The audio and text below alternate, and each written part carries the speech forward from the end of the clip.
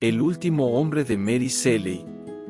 El relato se presenta como un antiguo manuscrito hallado entre las ruinas del oráculo de Delfos, traducido por la narradora como una profecía de los tiempos venideros.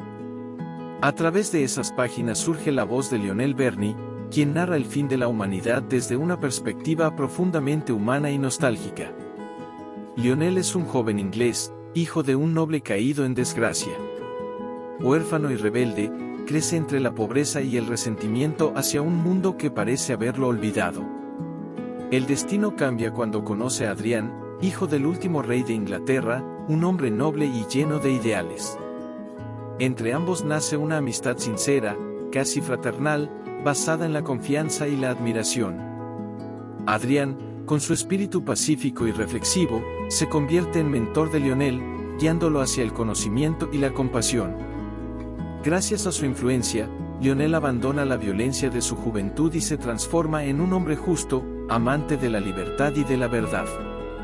En este nuevo orden social, Inglaterra ha abolido la monarquía y adoptado un gobierno republicano.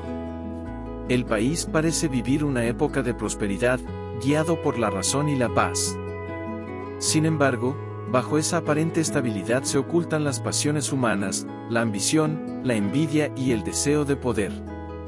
Allí surge la figura de Lord Raymond, un héroe carismático, audaz y de espíritu romántico. Su deseo de gloria lo lleva a emprender guerras en el extranjero y a rivalizar con Adrian en la admiración del pueblo. Lionel, por su parte, se enamora de Idris, hermana de Adrian, símbolo de dulzura y virtud. Ambos se casan y forman un hogar junto a sus hijos, mientras la hermana de Lionel, Perdita, se une a Raymond.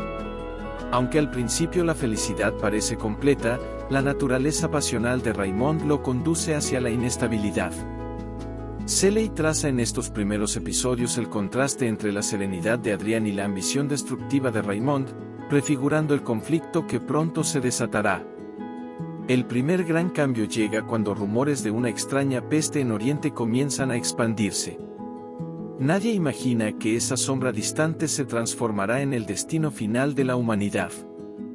En medio de los presagios, los personajes continúan sus vidas, ajenos al cataclismo que se avecina.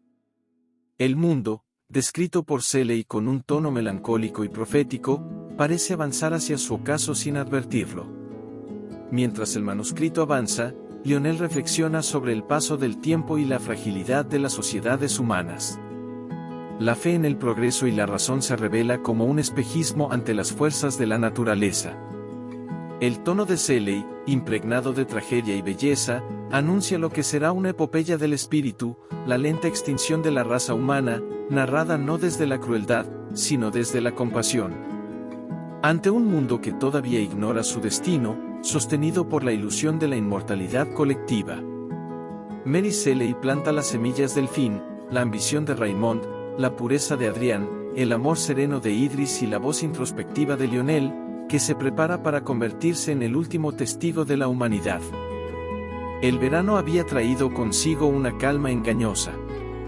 En las calles de Londres, los rumores sobre una misteriosa enfermedad eran al principio motivo de burla y desconcierto.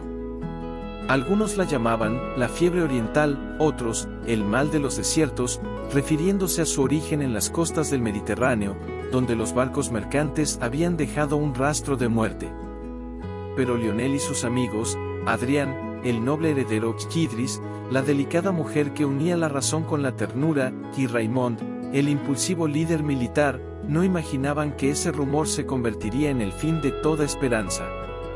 La peste comenzó con susurros, aldeas enteras desaparecían sin dejar rastro, los campos quedaban vacíos, los animales vagaban sin pastores. El gobierno intentó contener el miedo, publicando comunicados que hablaban de brotes aislados, pero los viajeros traían historias más terribles. En las plazas, la gente hablaba de cuerpos amontonados y de un aire tan espeso que la respiración se volvía un acto de coraje. Pronto, las ciudades se llenaron de rezos, médicos y supersticiones. Raymond, que hasta entonces se había destacado como héroe en la guerra de Grecia, regresó a Inglaterra lleno de ambición política. Prometía proteger a su pueblo y mantener el orden frente a la enfermedad. Su voz, poderosa y magnética, atrajo multitudes. Sin embargo, su confianza rozaba la temeridad. Adrián, más reflexivo, le advirtió que el enemigo no era humano, que no podía combatirse con ejércitos ni discursos. Entre ellos nació una tensión que marcó el destino de todos. En medio de aquel caos, Lionel observaba la lenta disolución de la civilización. Los mercados cerraron, las campanas de las iglesias tañían sin descanso, y los médicos recorrían las calles con máscaras cubriendo sus rostros. Las familias se encerraban en sus casas, temiendo el contacto con el prójimo. La peste no distinguía entre ricos y pobres, los palacios se convertían en tumbas, los barrios humildes en desiertos silenciosos. Adrián, movido por su sentido de la justicia, organizó refugios para los enfermos y repartió víveres a los necesitados. Su compasión despertaba esperanza, aunque muchos lo consideraban un idealista condenado. Lionel, fiel a su amigo, se unió a sus esfuerzos, recorriendo las aldeas para ayudar a los moribundos. En aquellos días, comenzó a comprender la fragilidad de la humanidad y la fuerza que nace del sufrimiento compartido. Mientras tanto, Raymond, cegado por su orgullo, buscó un remedio imposible. Experimentó con curas, ordenó quemar pueblos enteros para purificar el aire, y terminó por volverse un símbolo de la desesperación. Su esposa, Perdita, la hermana de Lionel, vivía desgarrada entre el amor por su marido y el miedo que le inspiraban sus decisiones. Las tensiones familiares se entrelazaban con las del mundo exterior, como si la peste hubiera abierto grietas no solo en los cuerpos, sino en las almas. Pronto, la enfermedad alcanzó las costas de Inglaterra. Los barcos que llegaban a los puertos traían más cadáveres que mercancías. Las ciudades quedaron vacías, los gobiernos colapsaron y el ejército se disolvió en la confusión. Los campos dejaron de producir alimento, las iglesias no tenían sacerdotes, y los caminos se poblaron de carrozas fúnebres. Las leyes se desvanecieron, y con ellas, la moral. Lionel describiría más tarde aquellos días como una pesadilla de luz y sombra, amaneceres rojos, atardeceres cubiertos de humo, y un silencio que pesaba más que el llanto. En los pocos refugios que quedaban, las gentes hablaban de profecías y del fin del mundo. Adrián insistía en mantener viva la razón y la compasión, su serenidad era un faro en medio de la ruina. Cuando la peste llegó a Londres, ya no hubo lugar para el engaño.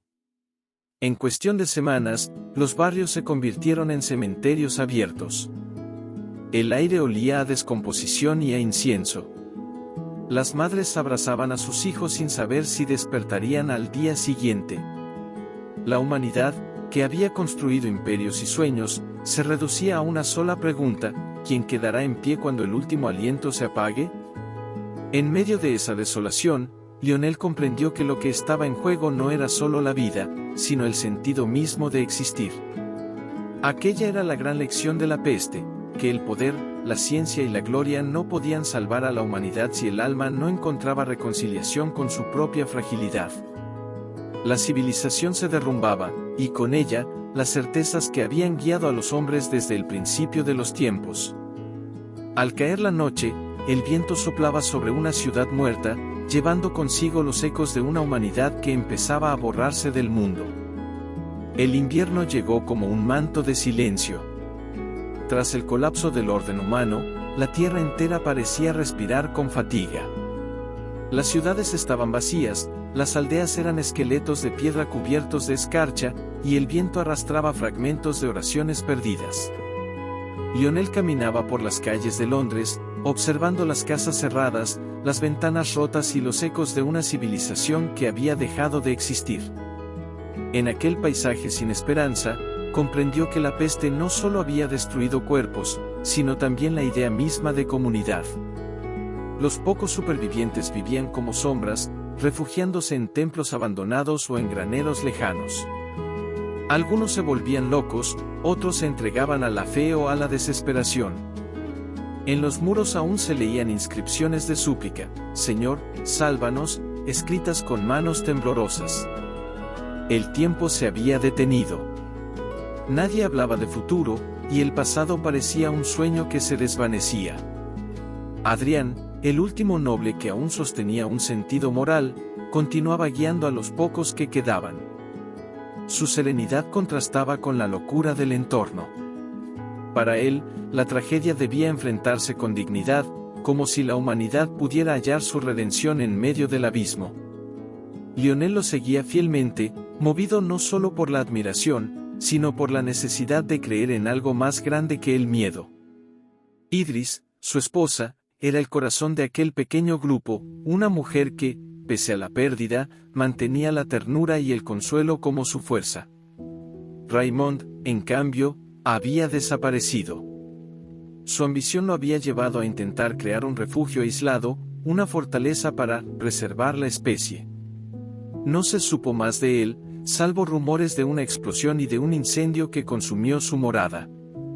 Para Lionel, su cuñado se había convertido en símbolo del fracaso humano ante su propia arrogancia. Perdita, devastada por la pérdida de Raymond, se retiró al campo con sus hijos, buscando una paz imposible. Mientras tanto, la peste seguía su curso, implacable. Había devorado continentes y reducido imperios a cenizas. Solo quedaban pequeños grupos que sobrevivían en los valles y montañas. Las noticias eran cada vez más escasas, mensajeros que partían y nunca regresaban, barcos fantasmas que llegaban a los puertos sin tripulación. La muerte ya no era noticia, sino costumbre.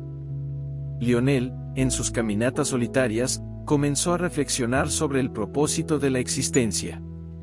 Había perdido amigos, familiares y patria, pero descubría una nueva forma de amor, un amor universal, que ya no dependía del número de seres vivos, sino del respeto a la vida misma. Sentía que la naturaleza, en su silencio, conservaba una sabiduría que el hombre había olvidado. Los árboles seguían creciendo, los ríos continuaban su curso, el sol aún nacía cada mañana. Era como si el mundo esperara pacientemente el arrepentimiento del ser humano. Una tarde, al recorrer un bosque cubierto de nieve, Lionel encontró una pequeña cabaña. En su interior, una familia sobrevivía compartiendo lo poco que tenían. No había miedo en sus rostros, sino una tranquila resignación. Aquella visión lo conmovió profundamente.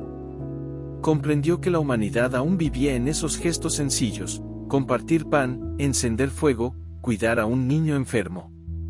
No era la grandeza del progreso lo que mantenía vivo al mundo, sino la compasión. Al regresar, relató su experiencia a Adrián, quien vio en ello una señal. Decidieron reunir a los sobrevivientes dispersos y fundar una nueva comunidad, no basada en el poder ni en la jerarquía, sino en la fraternidad. En una vieja abadía cercana al Támesis, establecieron su refugio. Allí, en medio del frío y la desolación, comenzaron a reconstruir una nueva forma de esperanza. Idris cuidaba de los niños, Adrián hablaba de moral y filosofía, y Lionel se encargaba de recorrer los caminos en busca de más sobrevivientes. Durante las noches, las estrellas brillaban más intensamente que nunca. El cielo parecía acercarse a la tierra, como si la naturaleza misma quisiera consolar a los últimos humanos. Lionel escribía en su diario, consciente de que su voz podría ser la última en registrar la historia del mundo. En medio de esa soledad inmensa, algo comenzó a renacer: la espiritualidad. No una religión impuesta, sino una comunión silenciosa entre los hombres y el universo. En la pérdida total, descubrieron lo esencial: la gratitud por cada amanecer, el valor de una palabra amable, la belleza de seguir vivos. La peste había reducido el mundo a cenizas, pero entre esas ruinas, el alma humana encontraba su redención. La esperanza ya no provenía de los templos ni de los tronos, sino del simple acto de resistir con amor. En aquel silencio universal, Lionel comprendió que tal vez la humanidad no había sido aniquilada, sino purificada. La historia aún no había terminado, estaba comenzando de nuevo, en el corazón de los pocos que recordaban lo que significaba ser humano. La abadía que Adrián y Lionel habían convertido en refugio se transformó en un símbolo de resistencia, una pequeña llama en medio del océano de oscuridad que cubría al mundo. Durante un tiempo, aquel lugar pareció invulnerable a la peste. Los sobrevivientes cultivaban la tierra, criaban animales y compartían historias junto al fuego. El invierno había sido duro, pero la primavera trajo una frágil ilusión de renacimiento. Las flores volvieron a cubrir los campos, y el canto de los pájaros resonaba en los claustros vacíos. Parecía que la naturaleza, indiferente al destino del hombre, aún guardaba su belleza. Lionel escribió en su diario que aquella época fue el último instante de felicidad humana sobre la tierra. Su esposa Idris, aunque debilitada por la tristeza, se mantenía como pilar espiritual de la comunidad. Su ternura iluminaba cada rincón de la abadía, y su fe en la bondad de la vida sostenía el ánimo de los demás. Adrián, por su parte, se había convertido en una figura casi profética. Hablaba de reconstruir el mundo con los pocos que quedaban, de edificar una sociedad guiada por el amor y la razón. Su voz era calma, pero en sus ojos se adivinaba una melancolía profunda, como si intuyera que el final estaba más cerca de lo que todos querían creer. Los días comenzaron a volverse inciertos. Un rumor se extendió: la peste había cruzado los montes y avanzado hacia el norte, donde creían haber hallado seguridad. Pronto, los síntomas regresaron, silenciosos al principio, mortales después. Nadie entendía cómo se propagaba aquella sombra invisible. Los cuerpos caían sin fiebre, sin aviso, sin misericordia. Lionel observaba con impotencia cómo sus compañeros, uno a uno, eran reclamados por la enfermedad. En medio de esa nueva ola de muerte, Idris se enfermó. Lionel permaneció junto a ella día y noche, sosteniendo su mano, negándose a aceptar lo inevitable. Ella, serena, le pidió que no temiera, que su unión no era terrenal, sino eterna. Nos volveremos a encontrar, le susurró, cuando ya no haya miedo ni dolor, cuando el amor sea el único idioma. A los pocos días, cerró los ojos con una sonrisa y dejó de respirar. Aquel golpe quebró a Lionel. Todo lo que había amado parecía desvanecerse entre las sombras. Adrián, conmovido por su pérdida, trató de mantener la esperanza, pero la comunidad estaba agotada. El miedo se transformó en resignación. Las oraciones se confundían con los sollozos, y las noches eran un desfile de ausencias. En sus caminatas solitarias, Lionel sentía que el mundo entero se había convertido en un cementerio silencioso. Cuando la peste llegó a la abadía, ya no quedaban más defensas. Adrián reunió a los pocos que aún resistían y les habló con una voz llena de compasión. Dijo que la humanidad debía aceptar su destino con dignidad, que la muerte no era el fin, sino la liberación del espíritu. El universo, afirmó, no nos ha abandonado, solo nos ha devuelto a su silencio. Aquella noche, encendieron una gran hoguera en el patio del convento y se abrazaron como hermanos, sabiendo que sería la última vez. En los días siguientes, la peste arrasó con todo. Adrián fue uno de los últimos en caer. Lionel lo encontró sentado frente al altar, con la mirada perdida en las vidrieras rotas que dejaban pasar la luz del amanecer. Antes de morir, le tomó la mano y le dijo: sé el testigo, amigo mío. Cuéntales que fuimos hombres, que amamos, que soñamos con la bondad, aunque el mundo nos negara el mañana. Luego, su voz se extinguió como una vela. Lionel quedó solo. La abadía, que había sido un refugio, se transformó en su prisión. Los pasillos resonaban con sus propios pasos, y las sombras de los muertos parecían acompañarlo. En su diario, escribió que el silencio era tan profundo que podía oír el latido de su propio corazón. Soy, anotó, el último eco de una especie que quiso tocar el cielo y terminó besando el abismo. A pesar del dolor, no se entregó a la desesperación. Decidió partir, buscando algún rastro de vida más allá de las montañas. Reunió provisiones, se despidió de las tumbas de sus seres queridos y emprendió el viaje. No sabía hacia dónde se dirigía, pero su espíritu lo empujaba a seguir caminando. Tal vez no buscaba sobrevivir, sino comprender. A medida que se alejaba, el viento levantaba hojas muertas y el cielo se cubría de un resplandor extraño, como si el mundo mismo llorara por su creación perdida. Lionel miró atrás por última vez y pensó que, si quedaba un dios en el universo, debía estar llorando también. El silencio del fin se extendía, pero en el corazón de aquel hombre solitario aún ardía una chispa, la memoria del amor, la certeza de que la humanidad había existido, y que su historia, escrita en su diario, sería el último testimonio del alma humana. Lionel camina entre ruinas y horizontes vacíos. El mundo que una vez conoció ha desaparecido, y su andar se ha vuelto un diálogo entre el viento y la memoria. Los pueblos están desiertos, las casas abiertas como heridas, las calles cubiertas de polvo y hojas secas. A veces le parece oír risas lejanas, pero sabe que son ecos del pasado, sombras del alma que se resisten a morir del todo. Su única compañía es el silencio y el cuaderno donde sigue escribiendo, convencido de que mientras las palabras existan, la humanidad aún respira. Ha dejado atrás la abadía, los cuerpos de sus amigos y el amor de Idris, ahora convertidos en parte del paisaje. Camina hacia el sur, guiado por una mezcla de esperanza y delirio. Cree que tal vez, más allá de las montañas, haya alguien más, una voz humana que conteste su llamada. En las noches enciende pequeñas fogatas, no para calentarse, sino para que, si alguien existe, vea su luz y se acerque. Pero ninguna respuesta llega.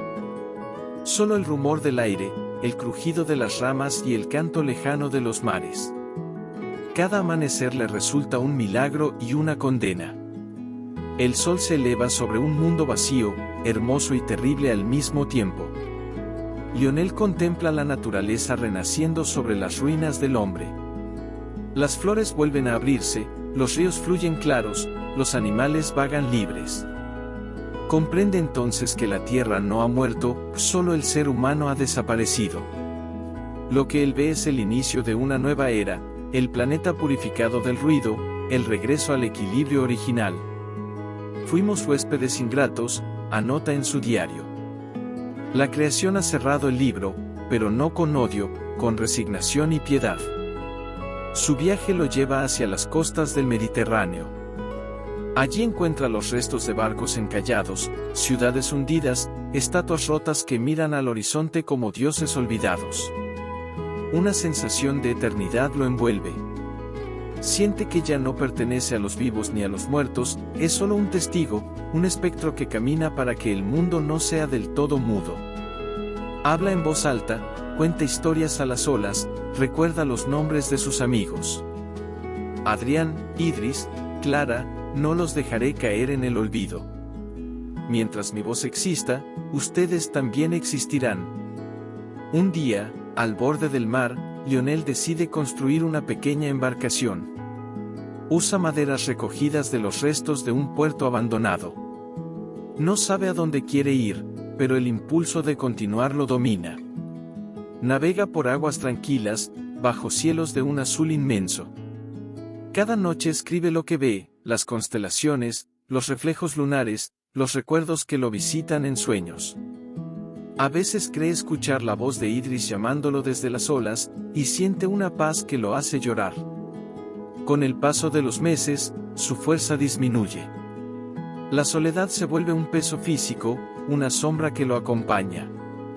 Ya no teme morir, teme olvidar quién fue. Por eso escribe con más urgencia, como si el acto de narrar fuera la última forma de rezar. En una de sus últimas entradas, deja estas palabras: si alguien encuentra este cuaderno, sabrá que existimos.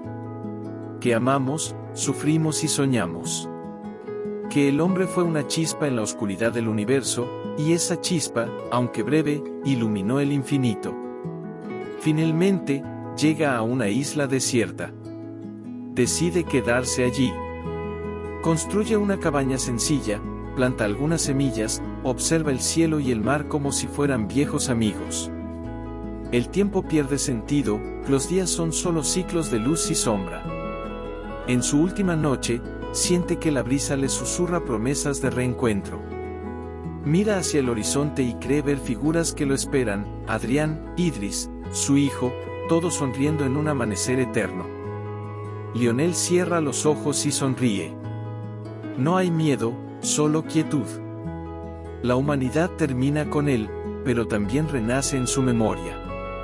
En algún rincón del universo, las estrellas siguen brillando, como si conservaran el recuerdo de lo que fue el amor humano. El cuaderno queda sobre una roca, sus páginas movidas por el viento, mientras el mar lo rodea con su canto infinito. Así se apaga la historia del último hombre, y con ella, el eco final de la humanidad. Las olas borran sus huellas, pero no su voz. En el corazón de la tierra, la vida comienza de nuevo. Suscríbete a mi canal para subir más contenido. Gracias.